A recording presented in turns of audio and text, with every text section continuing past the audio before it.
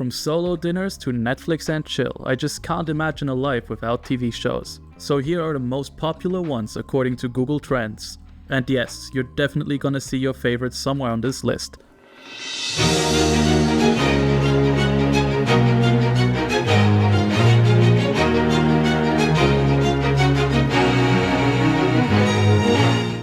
Let's start in 2004 with one of the most iconic sitcoms of all time.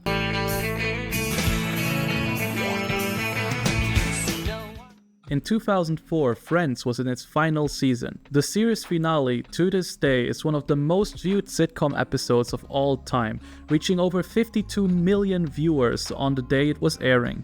While in 2004 Google wasn't as widely used as it is today, it still managed to get over 27 million searches in the month of its final episode. To this day, Friends remains one of the most popular sitcoms of all time, but we'll get back to that later in the video. Mouth shut and stop asking questions. ABC's Law. The premiere of Lost in late 2004 was an era-defining moment for television. The sheer success of the show changed the entire formula of how TV was operating. Most TV shows slowly drifted away from a more episodic formula to focus on an overarching plot spanning a whole season. The Lost formula, which was revolutionary at the time, has now become the norm in TV. But just how popular was it really? Well, let's just say that every time a new season started or ended, Lost was always the most searched show on Google. So yeah, you'll see Lost swinging around the top for quite a long time. The first major show to take Lost formula and succeed was Prison Break. Much like Lost, Prison Break was an instant hit. Up to this point in time, Lost's popularity could have been chalked up to something like luck or just a talented cast. The fact that Prison Break was so much more successful than any other show on the Fox network was enough justification for other networks to also start investing into this formula of show. So in a way, while Lost was the one defining the era, Prison Break was who really popularized this style of TV shows. This new format became so popular that even older, long-running TV shows started to slowly change how they would approach their newest seasons. A friend there, John wants him gone. He's gotta go. You come? One of these shows was The Sopranos.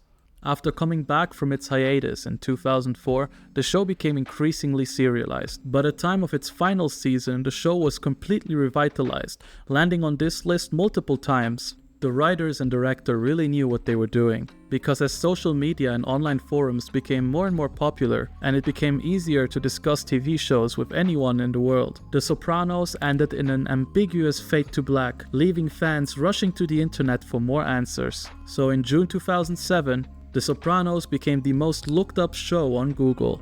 Anyway, we can't talk about 2007 TV without mentioning the absolute GOAT that was season 1 of Heroes.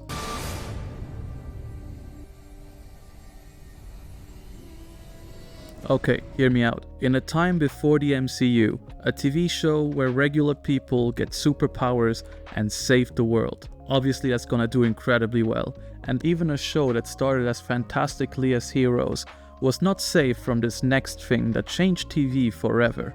Something so massive, its repercussions are still felt to this day. The writer's strike of 2007 and 8.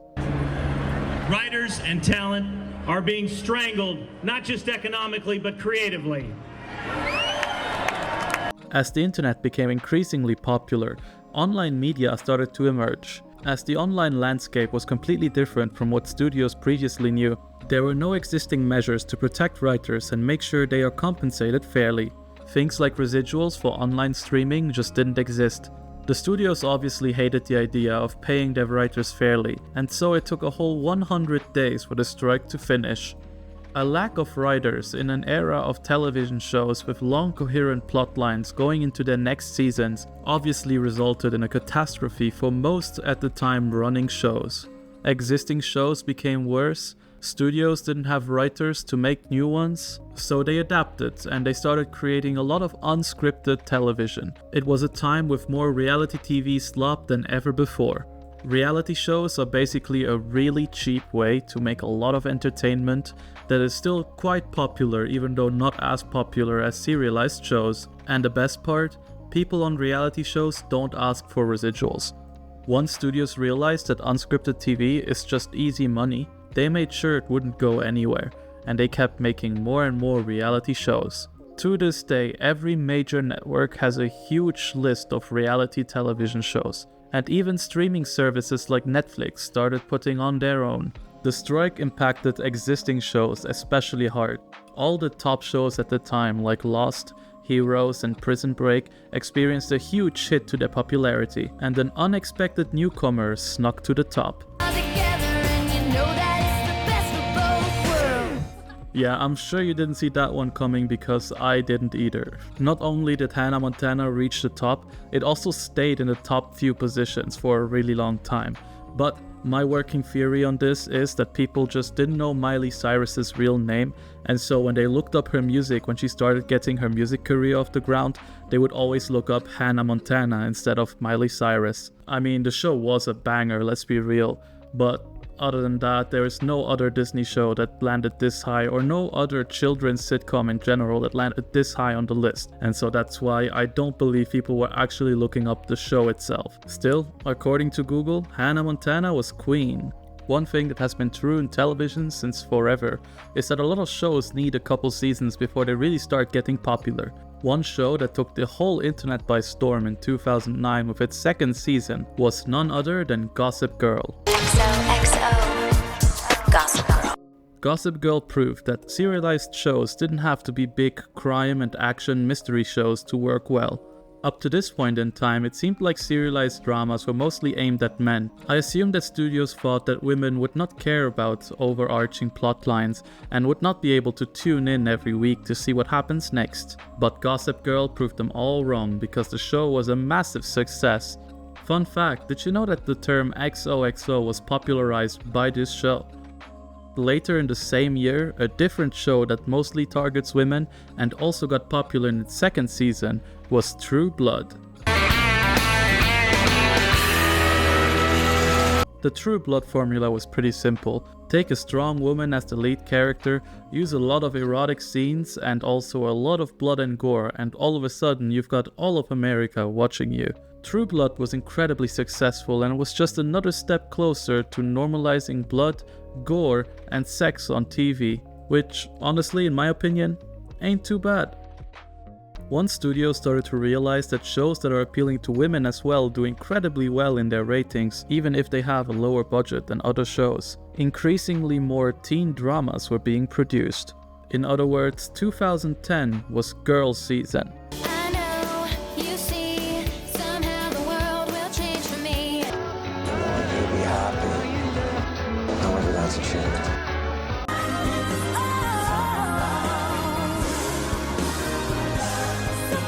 The internet's biggest winner of 2010's teen drama season was most definitely Glee. Not only was the show a really fun, lighthearted and relatable watch for most people at the time, it also released lots of banger songs. These songs were so good that by the end of the show, Glee had over 200 different songs chart in the Billboard Top 100. When both teen dramas like Glee and Gossip Girl and supernatural action mystery shows like Supernatural and True Blood are doing really well, you can bet your ass someone is gonna combine them into a new show. Welcome, Vampire Diaries. Oh, we're down. That's the world we live in. The premise of Vampire Diaries sounds like something 50-year-old men in a boardroom came up with, but damn it, it worked and the show was a great success. While the first season from 2010 wasn't quite as popular, the second season that released in 2011 took the internet by storm. Well, you can't talk about 2011 TV without mentioning Game of Thrones.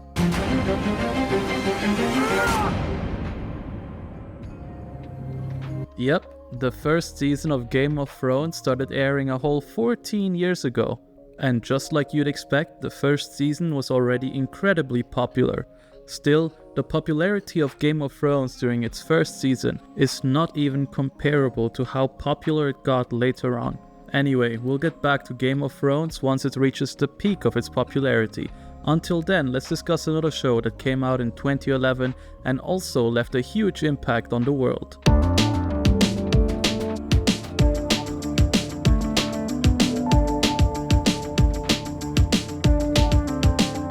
The Walking Dead was a genre-defining show, and funnily enough also the first show that was based on a comic book to land this high on the list. I feel like the popularity of The Walking Dead is often understated, mainly because a different show that came out on the same year was a little more popular overall. Just to illustrate how popular The Walking Dead really was, it's almost impossible to find a zombie-themed movie, game or show that does not reference it at all today. There were also a whole series of games made about this show that were incredibly popular as well.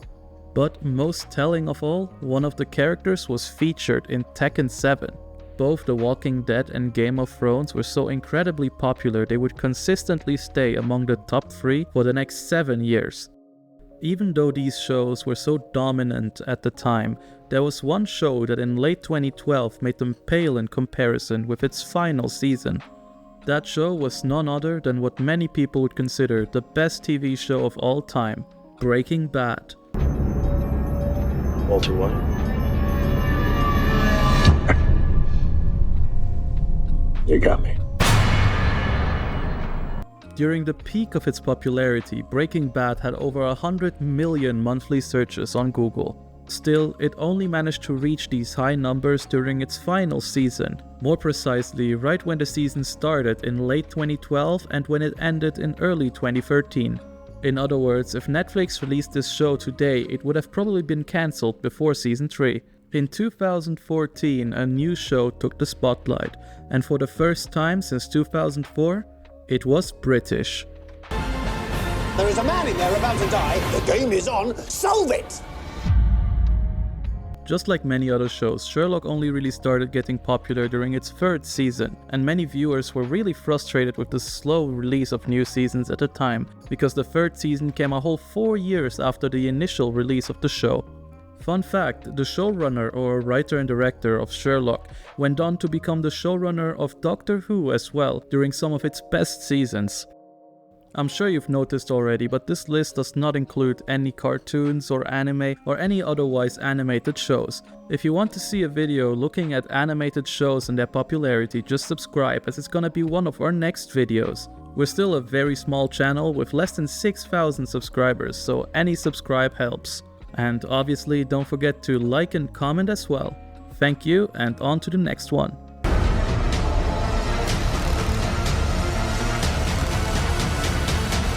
During the peak of Netflix, in 2016, during a time where they had pretty much any show you can see on this list on their streaming service, they ended up producing their own TV show. And this one was not just like any other show. It was one of the most popular shows of all time. A show so popular it almost single-handedly was responsible for Netflix's survival during the streaming wars. It is also one of the driving factors that repopularized vintage aesthetics. About 1 year after the release of Stranger Things, a different show we've already talked about reached the heights of its popularity with Season 7 of Game of Thrones. The Great War is here. Calling Game of Thrones popular in 2017 is an understatement. Game of Thrones was such an incredibly huge cultural phenomena. You could not go anywhere without hearing about it. And this was most especially the case during the run of its 7th season that started in June 2017. Game of Thrones managed to reach over 350 million monthly searches, effectively becoming the most searched TV show in the whole history of Google. To this day, there is not a single show that broke this record. As we all know, the next and final season was a massive disappointment to all fans. So even though the fame from the 7th season carried it pretty far, it didn't even get close to the numbers that you could see in 2017. Up to this point in time, streaming services were great. They were a really good alternative to piracy because you could have pretty much every show you can think of on the same streaming service. But after seeing just how big of a thing Netflix was at the time, other networks also wanted a piece of that pie, so they started retracting their licenses to their old shows that they gave to Netflix and started hosting more and more original content on their own streaming services. When before you could just pay $10 a month to watch pretty much anything on the same service, You now had to choose which service you wanted to subscribe to, and it would probably cost you about $20. All of a sudden, every single streaming service was fighting to get customers onto their own platform. In other words, the streaming wars began. In the beginning of the streaming wars, Netflix was definitely on top, and most of their original shows landed onto this list. But now that customers were getting more and more divided, not a single one of these shows will ever reach the heights that others did previously. In order to stay on top of the race, Netflix decided to invest a bit of money into foreign productions. One of the first non-English shows to really shine and set a precedent was Money Heist, or Casa de Papel. The Spanish grand heist serialized drama was incredibly popular all over the internet. It is also the first non-English show to land on top of this list. Working with Spanish and other foreign studios was obviously a lot cheaper for Netflix than to produce shows in the US. But up to the release of the first season of Casa de Papel, Netflix didn't quite fully commit to working with foreign studios. But the sheer success of this show set a precedent for Netflix, which then later on brought us some of the best TV shows of all time. But let's not get too hasty here, we'll talk about that one later. Before that, let's talk about Diriliş Ertuğrul. Ölme boyun eğmeyeceğim. Sonsuza kadar adalet, sonsuza kadar hürriyet. Just like most of you, I also had never heard of this show before starting to work on this video. What surprised me the most is that the show is from Turkey and not from India, simply because Turkey's population is not as big and it's not exactly known for its cinema and television. So I did some research, and it's kind of hilarious why this show was so popular at the time. Just for some more context, this show is about the founder of the Ottoman Empire. It was extremely popular primarily in Turkey and in the Middle East, and it was in its fifth and final season during the time it landed on top of this list. The show itself is pretty polarizing or controversial because of its nationalist themes, and it's exactly these themes that got politicians talking about banning it in India. So, right before it was banned in India, it had a huge surge in popularity because people heard about it through this and then started googling it and trying to watch it. In other words, they achieved the exact opposite of what they were trying to do. Anyway, back to what we're all familiar with. I think you all know what happened in 2020. That's right, they officially announced the Friends reunion special. Oh, and also there was like a pandemic or something. But anyway, Friends. An experience of huge comfort. Oh my God! We felt like we had these friends. I love you guys so much. Ever since it ended airing in 2004, Friends has never left pop culture, as it's still one of the most streamed shows to this day. During the pandemic, as people were stuck at home and lacking social interactions, the reminder of Friends through the announcements of the reunion special quickly gave it back the status as the most searched show on the internet. It's crazy to think that a show that ended all the way in 2004, a whole 16 years later, became the #1 most famous show of the world again. Up to this point in time, Netflix was slowly losing its position as the top player in the streaming wars, but none of the originals from other channels could quite compare to the popularity of Stranger Things. Until, in late 2020, Amazon decided to challenge that. Pardon my French. Fuck those fuckers. The Boys is a show that capitalized on the superhero craze at the time, but also gave it a dark twist to make it more original. Not just that, they were also given a considerable budget and had some really strong star power in the main cast. But that alone would not have been enough to make the show as big of a hit as it was. No, they needed more, and Amazon delivered. They spent so much on marketing, you could not go a day without seeing an ad for The Boys. Even after all of that, The Boys only managed to take the #1 spot for a few months in 2020. After Amazon's somewhat success, it was now Disney's time to shine. This is the way. You are an unusual couple, you know. Oh, I don't think that was ever in question.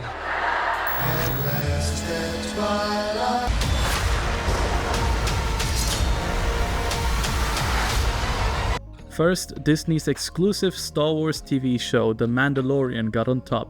Then, after Netflix's Bridgerton got the top spot for a month, WandaVision came in and changed that again. WandaVision was the first Marvel TV show that had the main cast from the movies actually be the main cast in this show. Up to this point in time, all of Marvel's TV shows, while sometimes having a cameo from the main movie cast, was usually centered around other actors because it was cheaper to produce. Not only was the show directly connected to the MCU plotlines, it also combined Marvel heroes with a traditional sitcom. This is a very unique show, and it was executed in a kind of okay way. But WandaVision was not where this ended for Disney, as their next show, Loki, also got on top. Just like with WandaVision, Marvel used one of the characters from the main cast to produce this show, and just like WandaVision, it was a huge success once more. 2021 really seemed like it was going to be a huge win for Disney, until Netflix came in with their international shows again.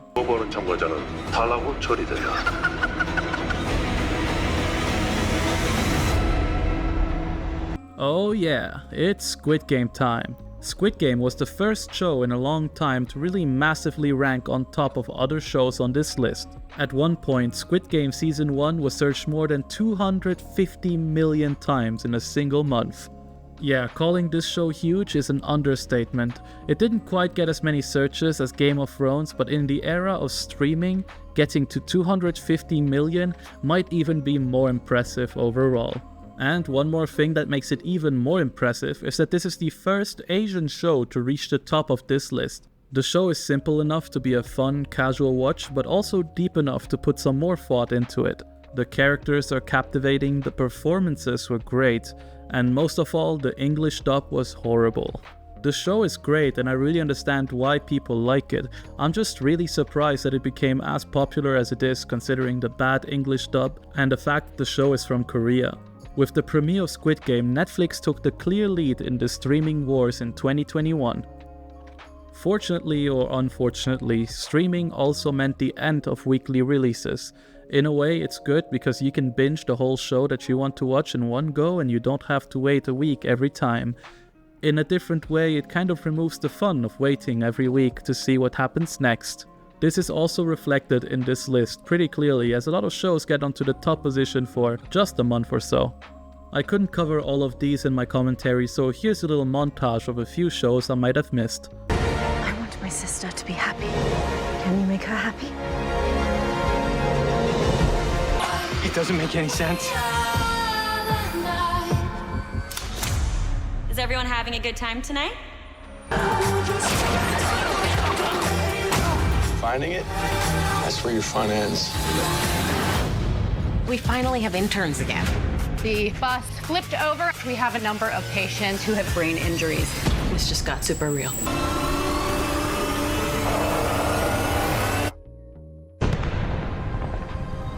Just a few months after the release of Squid Game, in early 2022, Netflix released Euphoria. Euphoria was another one of those bangers that really took the world by storm. Most likely due to a naked Zendaya, to be honest. Well, that and it was a competent teen drama that is still popular to this day. At its peak, Euphoria was searched more than 100 million times in a month. Considering that it is a Netflix show, it really just cemented Netflix as the top streaming site. But Netflix wasn't done there, because later that same year they released a new season of Stranger Things. This season was more popular than any of the previous seasons before, reaching over 160 million monthly searches. You have lost.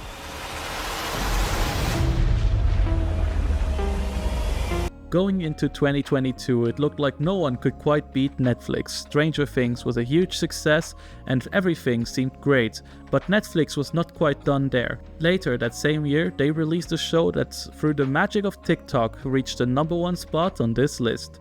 That show was Netflix's Wednesday.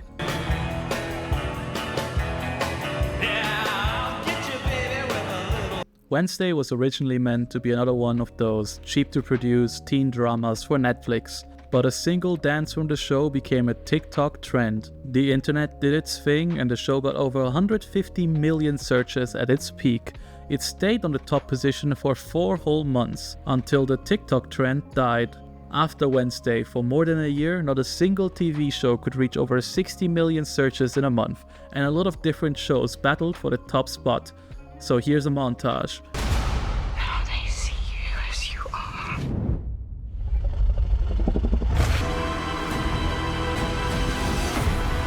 trust me?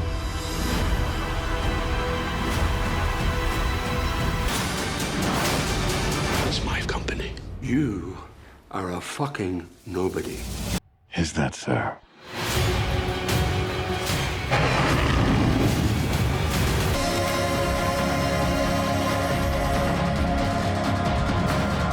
쓰레기, 네가 처리해. 내 남편과 결혼해줘. 己の務めを果たす覚悟はできておるか? 覚悟はできておりまする. 자신이 있었다고. 근데 그게 잘 안 된다고. Progress. Can't stop it, John. Watch me. What the fuck is this? How the fuck is this? Squid Game really did a lot for K-dramas all around the world, as both Queen of Tears and Marry My Husband briefly became the most searched shows on the internet. Even so, a lot of other shows also briefly became the most searched shows. 2023 and most of 2024 really didn't see any culture-defining shows, with not a single one reaching over 60 million searches in a month. Not only that, most shows really only stayed on top for 1 month, and sometimes 2 if they were lucky. But in late 2024, everything was changing again, because Squid Game was back.